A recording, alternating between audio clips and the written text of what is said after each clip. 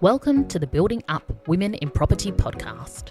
I'm your host, Rebecca Bangura, and I'm thrilled to have you here with me today. This podcast is for ambitious women who work in property and construction, who want to learn how to have a career they love on their terms.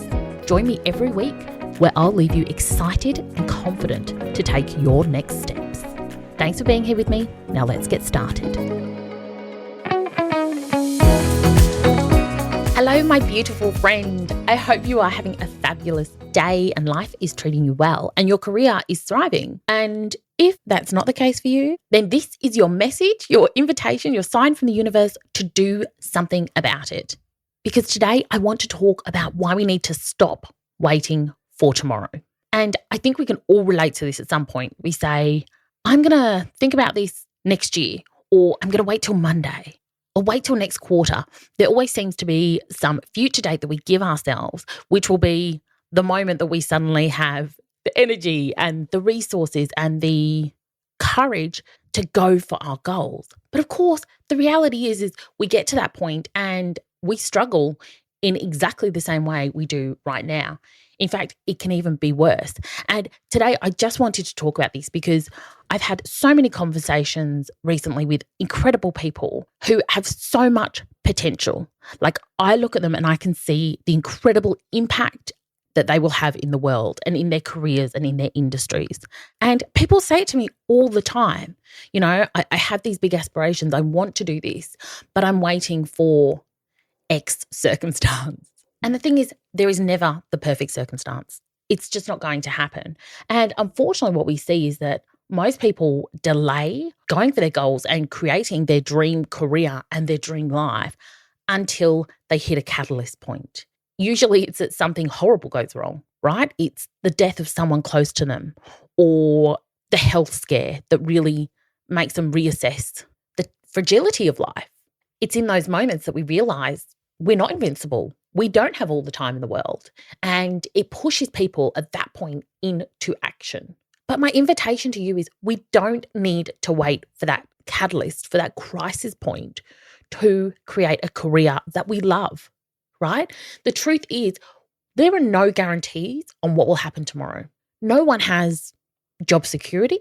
That's not really a thing anymore, and we see this by more and more companies going into administration and business models evolving and products and services becoming obsolete, right? There is no such thing as job security. And so the onus is really on you to create your own security, to be your own sure bet, to know that you can provide for yourself, for your family, for your lifestyle. And that sits with you as the individual. So there's no guarantees around job security anymore. There's also just no guarantees that we will be here tomorrow, right? Unfortunately, our health, our longevity is not something we should take for granted. And especially as we get older, we start to see this more and more around us. We start to see the diagnoses and the health journeys. But again, let's not wait for the crisis to start.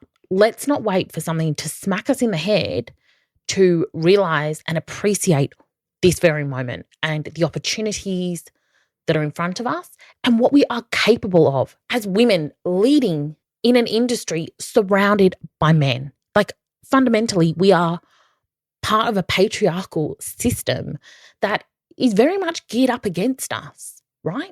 But that doesn't mean that we are not amazing and that we cannot create amazing results and long-term change, not only for ourselves, but also for the people that come behind us. And this is our opportunity to do it, right? So I want you to take today's podcast as your wake-up call, as your invitation, as your permission slip to go out there and start creating that career you dream of. Not waiting till you were given the opportunity, not waiting till you're more qualified or more experienced. Go out and seek what you need to create the results that you want, to have that impact, to have that influence, to shake up the status quo, to disrupt things if you need to. Because all we have is right now. Right? Right now, we are alive. We are able to do things. And so once we decide to actually get intentional with our lives, we can start doing what we want. We can start creating the results. And that, of course, not only benefits us and brings us on a personal level a huge amount of joy and pride and sense of achievement, But it also has this ripple effect. What we do with our careers influences all those people around us, whether we know them or whether we don't. People see what we are doing. Our impact goes so far beyond what we think. You think of that stone being thrown into a lake. The ripples, they just keep going from the middle all the way out. And you, as that rock that has caused that change, you have no idea the impact. You have no idea who is watching you, who sees you speak up in a meeting, who sees you go for that promotion or step into that leadership role, who then aspires to have a career like you. And you create that possibility for someone else because they see you doing it. That happens all the time. And believe me, I reckon 95% of the people who probably look up to you, you do not even know they exist, right? They're not on your radar. They're not part of your day-to-day. But they see in you what is possible for them. And we need this change. We need more women stepping into leadership roles. We need it. We desperately need it. We need more diversity and equity and more collaborative and compassionate leaders in our organizations, in our industry. We need it in our society at large, in our leadership at all levels. And I really do believe that change away from, old white privileged men is only going to come when, as women, we commit to stepping into those leadership roles. And it's going to be hard. We exist within this patriarchal structure that has been prevalent since the day of dawn. This is so well established. Of course, it's going to be challenging, but it's also going to be hugely rewarding. And we think that it will be easier tomorrow. We think that in the new year, we'll have the willpower or the motivation to step outside of our comfort zone and to step up and to be braver and more courageous. But what actually happens is by delaying something, we actually make it more elusive. And we set this unrealistic expectation for ourselves that at some point down the track, we will be more comfortable. We will be readier. We will be more ready to take that step. And the truth is, you're never going to be ready. We are always going to start, and it is always going to feel uncomfortable and be messy. It's the nature of change. It is evolution. But what we need to do is just commit to the results we want, set that intention, and start taking action, right? So decide what you want and who you are going to be. Commit to that identity. Decide you are going to be a leader. Decide you are going to be a manager. Decide you are going to be someone of influence in your industry. And then start taking actions to make that happen. Start taking actions that align with that person, with that identity. And the thing is, you don't need to have it all figured out, right? No one does. And I actually think as much as the project manager in me loves a good plan, I also know the limitations of it. I know from personal experience that you can overplan. You can get stuck in planning mode and fail to deliver on execution, which ends up making the plan worthless. And it's easy to get stuck in this planning mode. It's comfortable, it's safe. And it also sounds really logical, right? I'm planning, I'm waiting until I'm ready, I'm waiting until I have the qualifications, I'm waiting until I have the skill sets. It sounds logical, but it keeps you stuck. It keeps you stuck and it keeps you holding off and delaying what you actually want. And there's a saying I love about this, and it's that clarity comes from action, not from thought. And I think there is so much truth in that. We need to actually get out and try things to know if it's what we want to do, to know if it feels like the right direction. We need to be willing for it to be messy and imperfect and be okay with that, right? Have a little bit of grace and compassion with yourself. You don't need to have it all figured out. In fact, no one does. So just keep taking the small steps in the right direction. And keep using the feedback that's in front of you, right? What's working?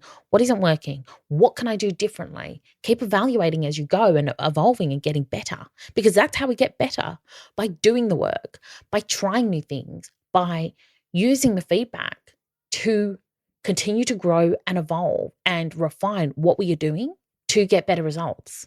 And it really is about this idea of progress over perfection, right? Perfect never wins the day. It's that elusive dream. It's not actually something that anyone ever gets to. It's about being in action. It's about committing to taking on feedback. And just know that you will never, ever feel ready for this. No one ever does. And it's that whole idea of, start before you are ready. Do not wait till you tick 9 out of the 10 criteria to go for that next job. Our male peers certainly aren't. They're going when they've got 3 of the criteria. And we're there holding this ridiculously high standard for ourselves that ultimately means we never take those opportunities. We hold ourselves back sometimes because we are trying to be perfect.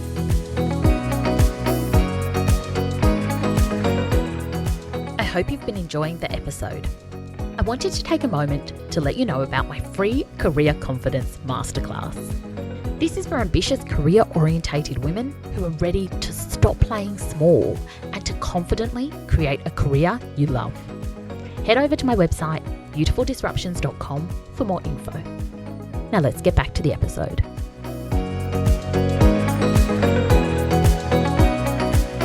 I want you to lower that bar in terms of having to have it all figured out already, having to be able to do it perfectly. You don't need to.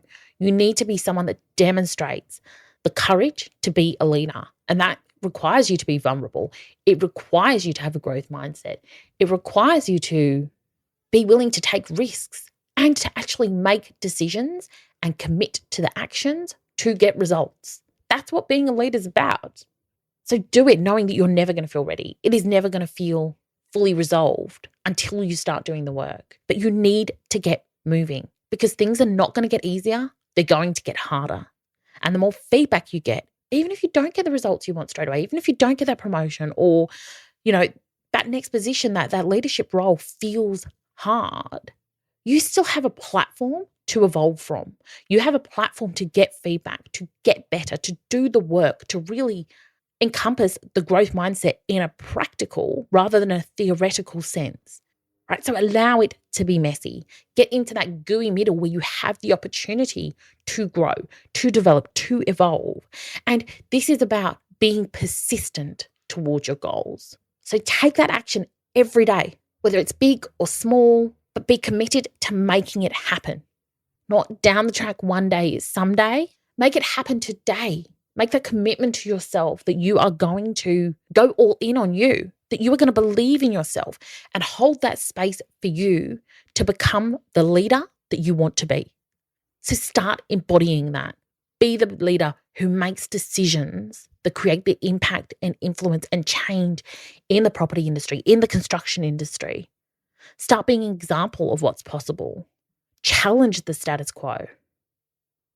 And remember that every day that you hold off, that you downplay your dreams or you defer your happiness and your achievement into the future, it is costing something.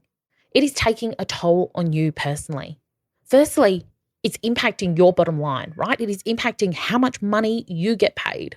And I cannot state this clearly enough. You need to be advocating and getting paid as much money as possible as early as possible in your career, because that all compounds.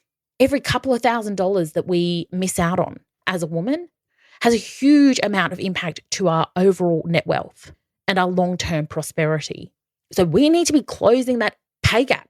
We need to be advocating for ourselves so strongly here. I can't understate this.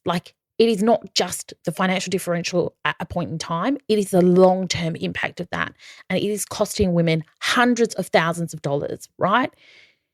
So don't kid yourself, right? Waiting for tomorrow, putting off having these conversations about your progression and your promotion and your value, it makes a material impact to your lifestyle and to what you can do for your family, what you can do for your community, how you can invest your money and your impact beyond work. And the truth is women actually spend their money. We spend our money in communities. We support each other. We support important causes. So this is not just about our net wealth as an individual. It's also about communities. And when we step into our leadership power, when we step into opportunities and promotions and we demand pay equity, then we are setting ourselves up for long-term financial security. And we are also making a stand for what it means to be a woman. We are not going to get paid less than our male counterparts anymore. Obviously the financial cost is one big way that it's costing you, but also your sense of self, the sense of what is possible for you, who you can be, right? Stop putting that off. Start being that badass today. She's in you. So don't delay. Start living into it right now. And then the final big impact is not taking that step. It's also costing those around you. It is downplaying your impact and your influence and your example of what is possible in our industry. And that is so important. We need more women in leadership. We need more women progressing through the ranks, not just at the entry and mid-level positions, but in those senior leadership roles so that we can really influence change. And as I said, so we can promote equity and diversity and inclusion in a meaningful way, not just on paper. These are big challenges, I know, but we need to start somewhere. And I know that you have it in you. I know that anyone can be a good leader if they're willing to do the work and embrace the growth and the journey and allow it to be messy. But it all starts with taking that first action, committing to what you want, and then taking those tiny, messy steps in the right direction. So this is your sign. This is your kick up the arse to decide what you want and make it happen. Okay, my lovely friend, I will see you next time. Have a beautiful day.